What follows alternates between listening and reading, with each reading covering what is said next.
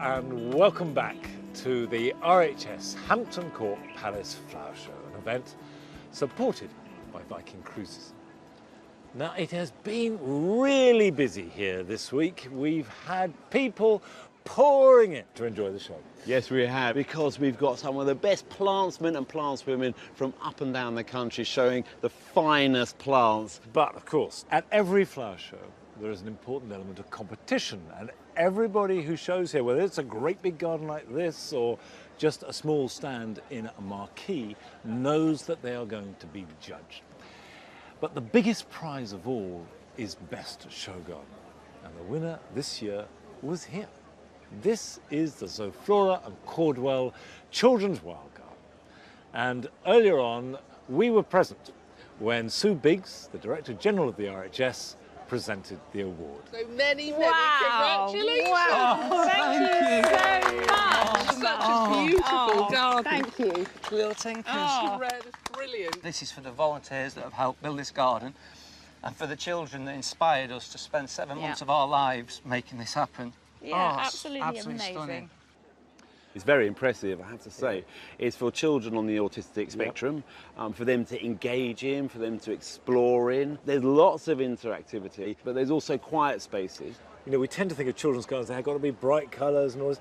None of that. This Yeah. is subtle and really detailed. And I hope they are celebrating with great enthusiasm.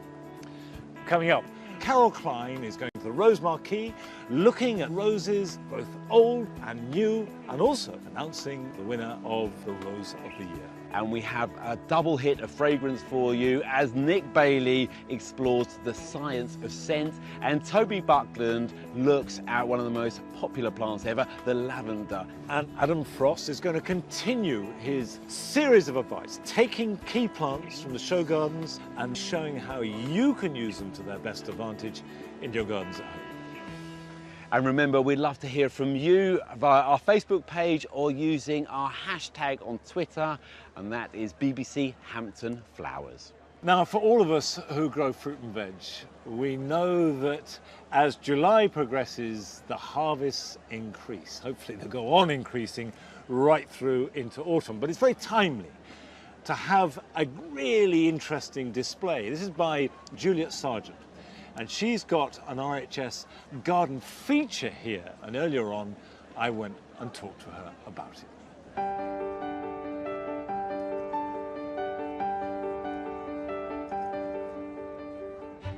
At this time of year, those of us who grow vegetables are starting to really reap the harvest of all the sowing and planting that we did earlier on in spring. So it's great to see here at Hampton Court an RHS display of everything that we can grow for the kitchen, and variety is the key. So there are conventional, wonderful cabbages growing in amongst dahlias, but then little variations start to come in. So what looks like an old pile of straw is actually growing tomatoes. And of course, elderflower berries, elderflower wine, elderflower cordial is one of the glories of the English kitchen.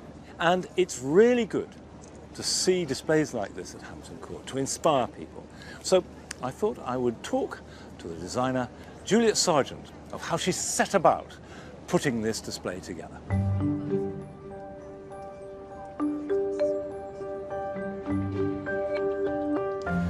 Juliet, you are a Chelsea gold medal winning garden designer. This is a slight departure for you. Why did you decide to do this? Well, I was delighted to have been asked by the RHS to do this garden, which is quite different from what I've done before, a conceptual garden. This one's very practical. I've set myself the challenge of making every plant in the garden, even the trees and the hedges, edible. As a population, we're becoming increasingly urban. Does that mean that growing good food, good ingredients, is becoming more difficult? I think we just have to be imaginative and resourceful. Have a go, I think. We've got an example of recipe pots, so that even if you've got a small space, but you can have a planter, you could plant everything you need for a pizza or a risotto. We've got vertical growing, so that if you have a wall, but perhaps not much floor space, you could grow herbs and salad crops in pockets. What have people been saying? What's the reaction? It's been lovely, actually, to see people enjoying the garden. And I think people have enjoyed reading and just thinking, well, ooh, maybe I could try that at home. If one person tries it, it's 100% success, and I know it's going to be more than one. So congratulations, well done. Thank you, Monty. Now, one garden that's getting a lot of attention this year is this one. It's the Blind Veterans Garden, and the idea is to create a community atmosphere around a village centre. So here we see lots of bright colours in the planting. We see a vegetable area, an orchard, a beer making area too. I like the sound of that. And of course, places for relaxation too. And earlier I met the patron of the charity, Her Royal Highness, the Countess of Wessex.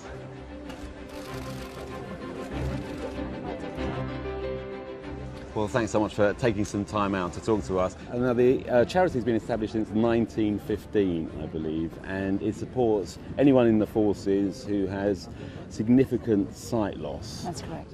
In what way do they get support? Well, it's mainly very practical. I mean, the main aim of the charity is to keep people living as independently as possible for as long as possible. So it's a question of trying to help them to find out what they can do rather than what they can't do. Okay. So really the message is that if you are suffering from significant sight loss, regardless of how it happened, and you are a veteran of any of the forces, then, you know, really this charity is there for you. I know that some of the veterans have been involved in the design and build of this garden, is that right? They have, very much so. Apparently I think there's been over 20 veterans working in the garden in setting up during this last week. Has anything caught your eye in particular in this garden? If you look at the bench over there where they've got the little metal birds on it that somebody who's visually impaired might be able to touch and feel. You know, everything is very textural. There's lots of colour as well, and it just feels like this sort of wonderful virtual circle. I don't think I've ever seen a garden more beautiful. Fabulous. Well, I think this garden will help raise the profile and the awareness, and thanks so much for your time. Thank you for yours. Thank you.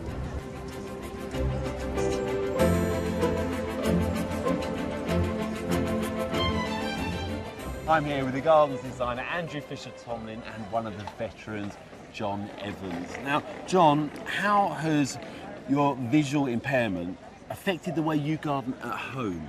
Well, from having a very sort of general garden with lots of colour and lots of variety, I've condensed down to blocks. So blocks of sort of sharp colours? Sharp colours, yeah. Okay. Yeah. It catches your eye because basically my residual sight is about 2% of my central vision left.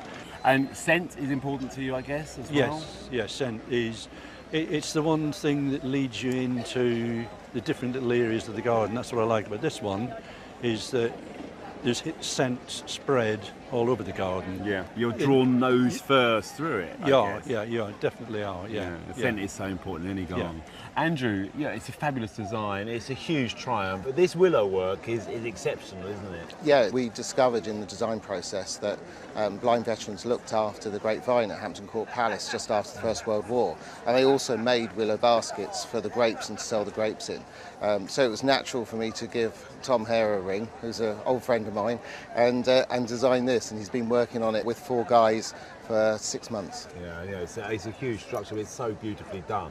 It's really great to meet you both. I mean, the garden is a wonderful success, and enjoy the week. Thank you.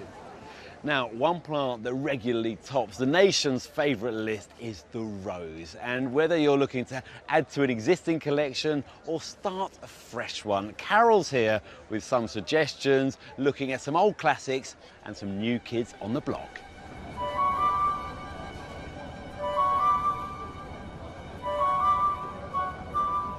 Nowadays, rose hybridisation is at its peak and hundreds of new varieties are produced every year.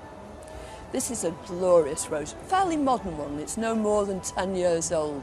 It's called Wyndham Abbey and it's a climbing rose.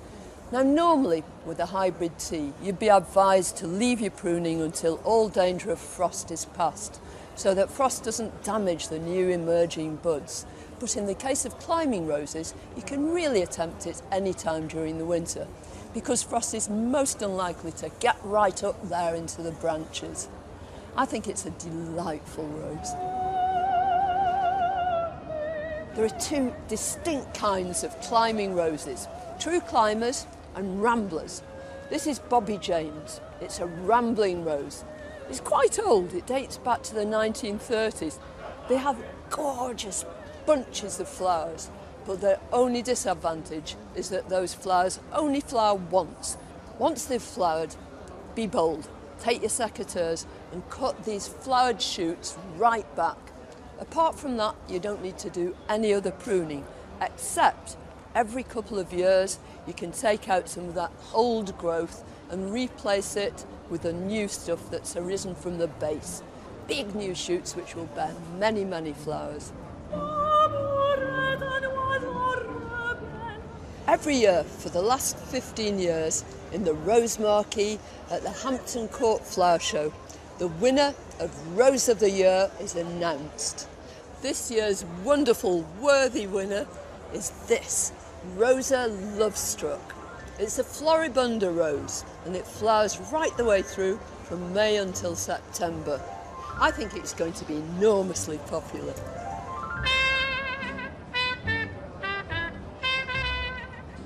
One of the most splendid things about plants who've had long association with humankind is the stories that attach to them. And this is a rose with a real story. It's called Peace. It was developed during the late 1930s by a Frenchman, Francis Meilhan. And he had the feeling that the German invasion was about to take place. And as a sort of insurance policy, he sent cuttings to friends in Turkey, Italy, Greece, all over the place. But the very last cuttings he sent went out with the last plane that departed for the United States. There, it was nurtured. And after the war, it was returned to France and was released. And ever since then, it's been known as Peace. It's such a beautiful rose. I feel you can never have too many roses. Although at Longmeadow we're limited on the climbing roses we can grow by the walls that we have. I do grow some, and of course those are carefully trained along a wall, pruned back, and they give us, as well as beautiful colour, fabulous fragrance. I grow more rambling roses that scramble up into trees. And of course that's the best way to grow honeysuckle too. It wants to weave in along hedgerows and up into trees and doesn't really like being tightly controlled and trained. But its fragrance with that fruity tone is one of the great highlights of summer. But if you are going to plant it, give it cool roots. It doesn't like to be baked on a south-facing wall. East or west-facing wall, cool roots, and then it will find the light and give you beautiful flowers and delicious fragrance for weeks and weeks on end. Of course, however much we may revel in a plant's delicious fragrance, it's not made for us. The evolution of scent is much more complex than that. And Nick Bailey went out to discover the science behind scent.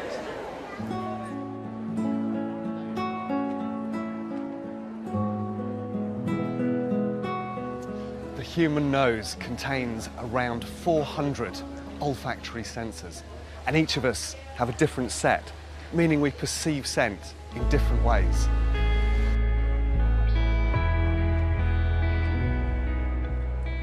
Lily, jasmine, and sweet peas fill our summer days with scent, but when the sun sets, a whole new group of plants begin to emit their fragrance.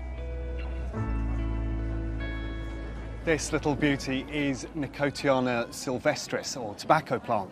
It comes from South America and it grows on the woodland edge. The special thing about it is that it turns on its scent at dusk. And the reason for that is that it wants to attract in moths which pollinate it. And it's only one particular species of moth that has a tongue long enough to reach into the base of the corolla. So it is a wonderful plant to emanate scent at night in your garden.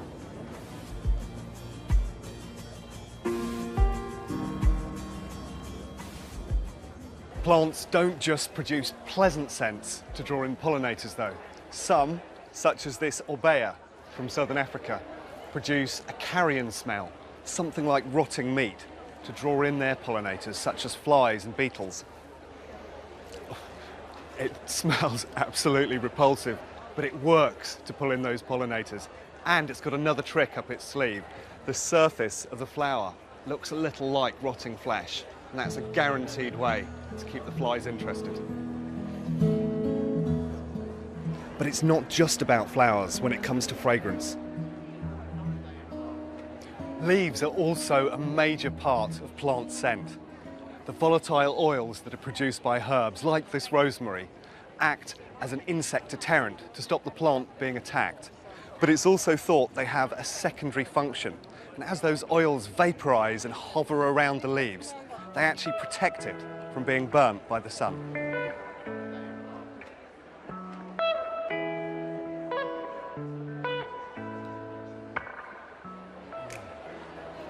Scent is a superb way to add an extra dimension to your garden, both day and night. But if you want to guarantee scent for up to 9 months of the year, then there's one plant you should absolutely use. This is Daphne Eternal Fragrance. It's a relatively new cultivar and it has the most incredible sweet scent. It works brilliantly as a patio plant and will guarantee a delightful perfume from spring through to the autumn.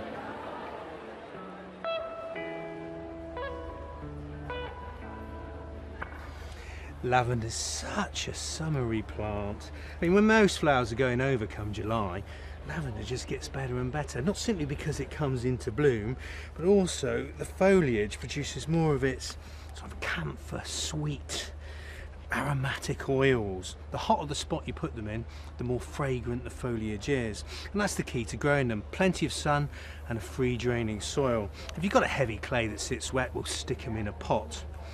The other thing is the pruning.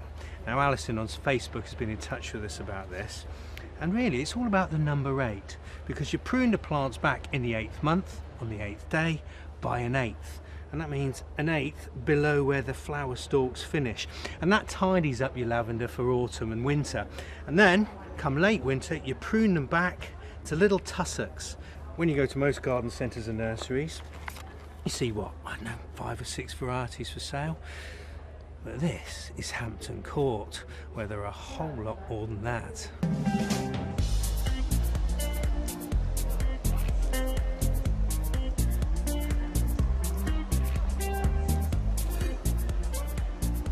The diversity of lavenders is astonishing and it's wonderful. And in part, Simon Charlesworth from Downderry Nursery, well, you're responsible for this diversity. Thank you, yes. Yeah, we've been breeding lavenders for about 20 years now.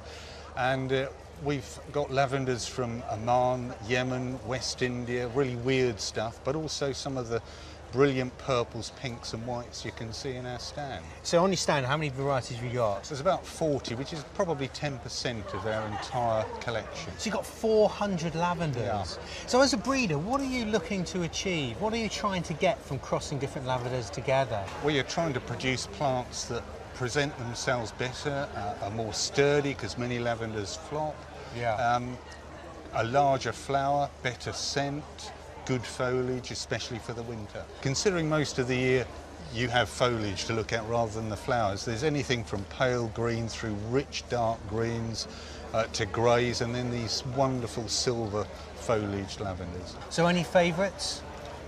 Yes, we have one called Gorgeous, which is fantastic. The colours is gorgeous, but the foliage is a beautiful, soft, silvery grey. So the contrast is brilliant. So that's been the plant of the show here at Hampton Court. Indeed, yeah. Lavender always struggles at Longmeadow. Our soil is too heavy and our winter's too wet for it ever to be really happy, but I do persist because it is so redolent of my childhood. On the chalk of Hampshire where I grew up, lavender grew easy and large and just filled with that essential perfume of summer. Now we all want advice on how best to grow plants, and who better to give it than Adam Frost, who is looking at the plants growing here at Hampton Court and then telling us how we can make the most of them in our own gardens at home.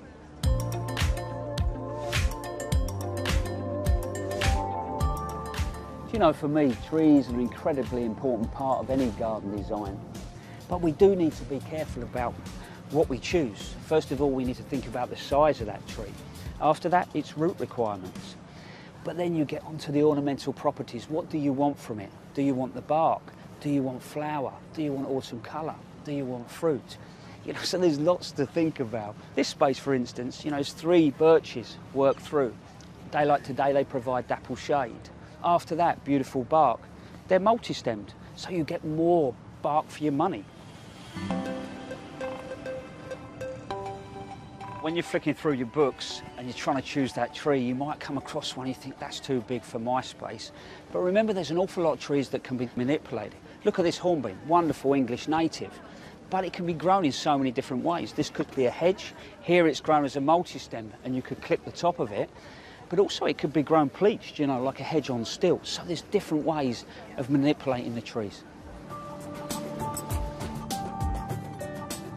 I think when so many of us come to design our gardens, we concentrate on the surface area and how we're going to deal with it.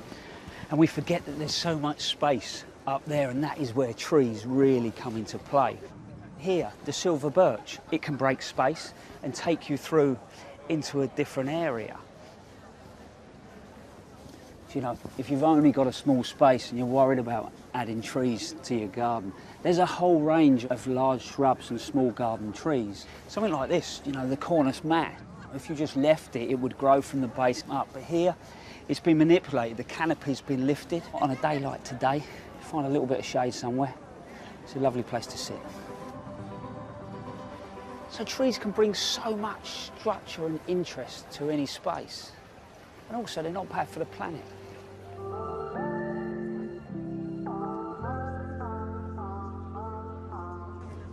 Now this garden's called London Glade. It won a gold medal and it won the best garden in a changing world category. And it's a beautiful, lush garden with some great topography going on. But actually, what's going on underground is just as important. In fact, the most important thing. So here we have any old garden waste, such as logs, twigs, some leaf litter, and even lawn clippings.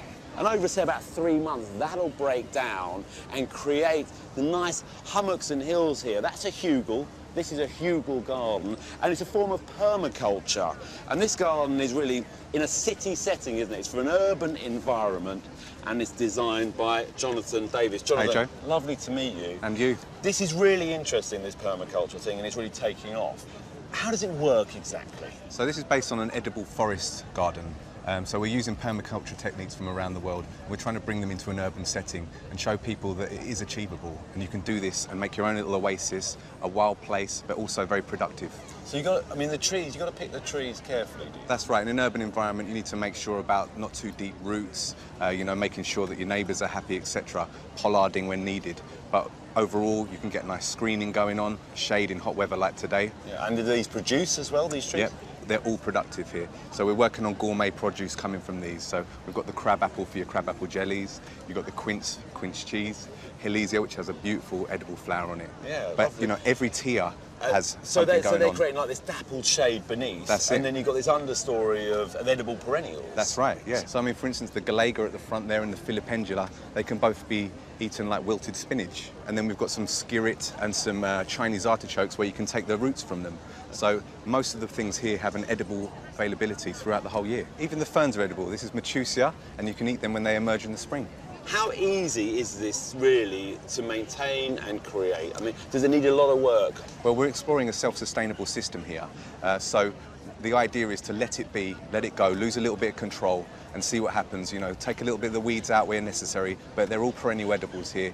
It's knitted together, so most of the time it should look after itself. I like the idea of losing a bit of control. That's it. We're all busy in the city, you know, and this is what we need. Yeah, it's fantastic. Thanks for bringing it here. It's an absolute and pleasure. Congratulations. It's a great achievement. We're really proud. Cheers. Well, I think permaculture, especially in our cities, is going to be a big thing in the future, and flower shows is the place to go when you're trying to find some new trends in gardening. And Rachel the Thame's been in the floral marquee to find out what's new and exciting.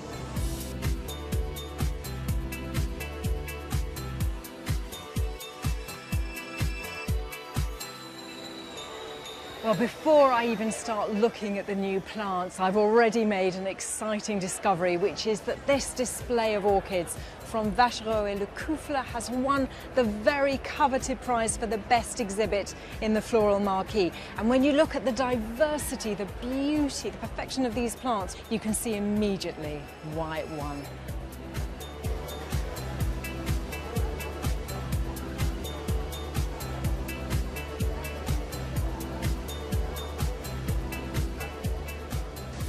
This display of Crassula species is being shown at Hampton Court for the very first time this year. And possibly the best known is this one in the middle, a money plant, which we're very familiar with as a house plant. But succulents are just so hot at the moment. Kids are wanting to grow them. They're of course perfectly adapted to droughts. These fleshy leaves are really water storage systems. And I love the display. It almost looks like a chocolate box there. And I feel like a kid in a sweet shop.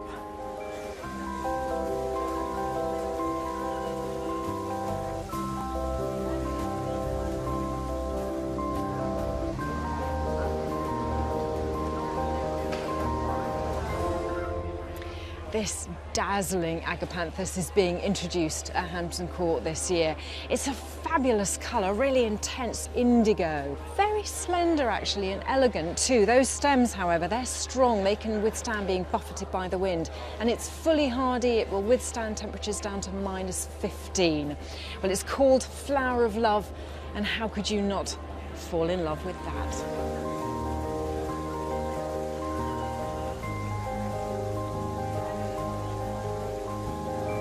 If you're after something a bit more exotic, well, look no further than this gorgeous ornamental pineapple. It would be very happy in a nice bright conservatory, and you could even take it outside in the summer.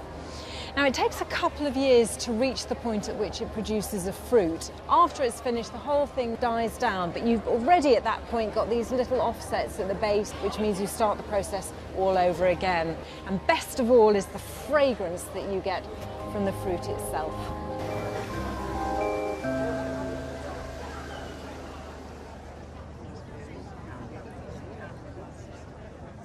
Rachel's dead right about succulents. Even I've got into them in quite a big way. We've got at the moment a great big sort of table covered in them. Yeah. I wouldn't have done that 10 years ago. No, they're wonderful plants, and they're a holiday plant. You can go away for a couple of weeks and come back, they'll still be alive.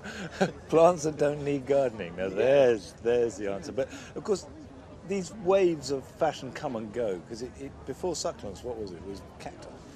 When I was a kid, everyone had cacti. They're sort of like pet cacti. Yeah. And it gets people into gardening, doesn't it? Sort of those low-maintenance plants. You don't even need a garden, really, to have a few succulents. Well, you see, instead of pet cacti, I've got Nigel. Yeah, That's the way it goes. That's true, yeah. But we haven't got any more time tonight. That is it for today. But we will be back tomorrow at 9:30 on BBC Two for a full hour-long programme. And amongst many other things, we'll be looking at plants for pollinators. And we'll be exploring the world of orchids and looking at more of the show gardens too. So, until tomorrow, bye-bye. Bye-bye.